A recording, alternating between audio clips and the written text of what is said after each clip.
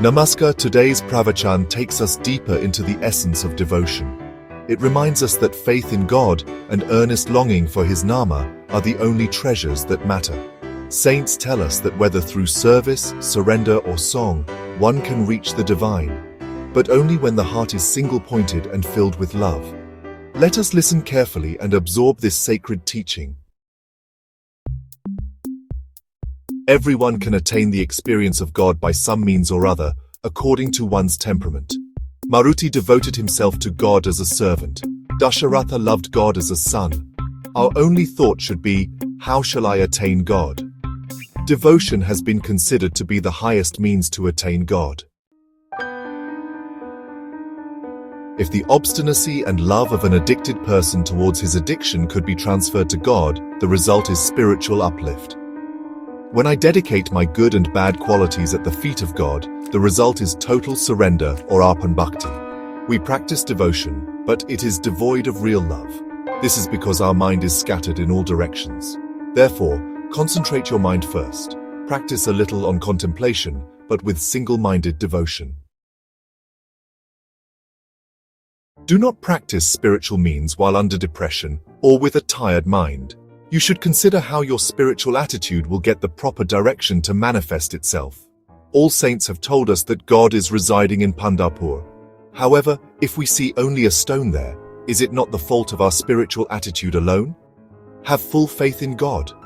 In a dark night, if the lamp is taken aside a little, you lose your way. Therefore, keep your attention fixed on God and concentrate without break on Nama, the spiritual means. When I sing with devotion before God, I must earnestly feel that He is listening to me. Love for God does not depend on rhythm or tune. Have a firm conviction that you belong to God and earnestly long for His grace. Whatever you do should be with single-minded devotion. Have no grief over whatever has happened. Have no worry for tomorrow, and do not lose the present awareness of God. Practice Namasmarana with a feeling that God is personally present before you. Every utterance of Nama should remind us that God alone is the doer, so that pride of doership will not stand in the way.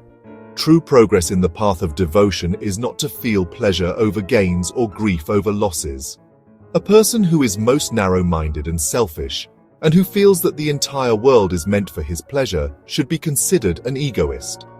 The more the selfishness of a man, the more dependent he is on others. The teaching of having full faith and earnest longing for Nama shines beautifully in the life of Thirukkurippu Thonda Nayanar. This saint was a washerman by profession, but in heart he was a servant of Lord Shiva. Every day he washed the clothes of Shiva's devotees with great care, considering it his sacred duty.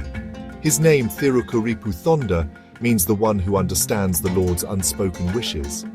It is said that one day, while serving the devotees tirelessly, he forgot his own hunger and fatigue. Seeing his earnestness, Lord Shiva himself tested him by appearing in disguise and demanding urgent service. Without a moment's hesitation, the Nayanar obeyed with full faith, putting aside all personal needs. His only thought was, how can I serve the Lord and His devotees right now?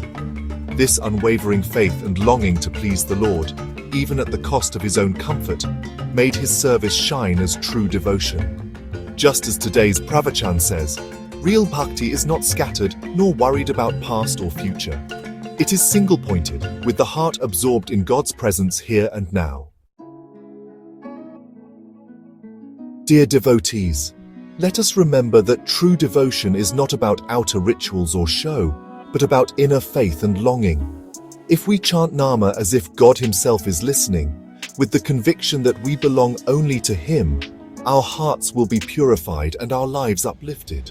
Let us practice Namasmarana daily with this spirit of faith, love and surrender.